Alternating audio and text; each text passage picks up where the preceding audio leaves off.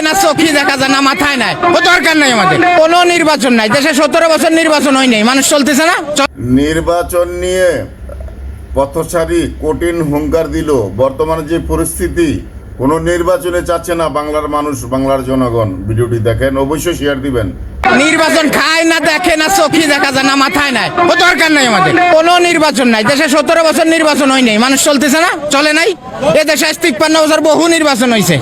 নির্বাচনে জাল vote, vote কাটে, রাত্রি টাকা দিয়ে আসে, ভোট কিনে ভোট নাই, ওটা কোনো ভোট?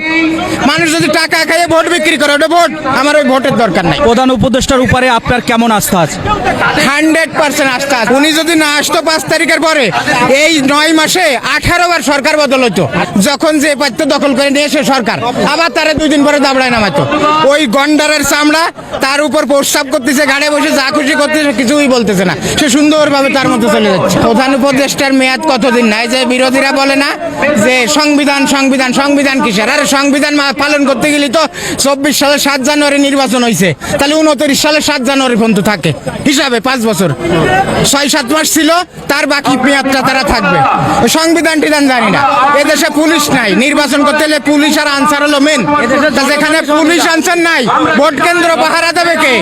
এইগুলো সব শক্ত করে নিয়ে এই পুলিশ গঠন করে, আনসার গঠন করে, তারা যখন ভোট কেন্দ্র পাহারা দিতে পারবে, তো এই পরিস্থিতি যতদিন তৈরি না হবে ততদিন কোনো নির্বাচন নাই। কিসের নির্বাচন?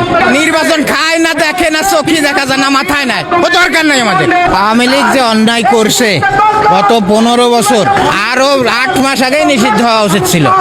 এদের একটারেও বাইরে রাখা যাবে না, সব জেলে রাখতে হবে, এদের দল নিষিদ্ধ করতে হবে।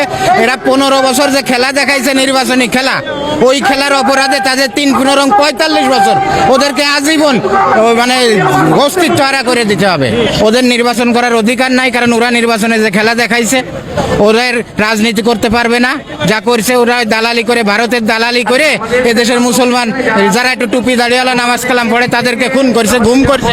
হাইব্রিড আওয়ামী লীগ বলতো না, আওয়ামী লীগ আমলে, তো ওই হাইব্রিড গুলোই আবার বিভিন্ন ছদ্মবেশে এগুলো করে বেড়াচ্ছে। ওদের কাজই এইগুলো।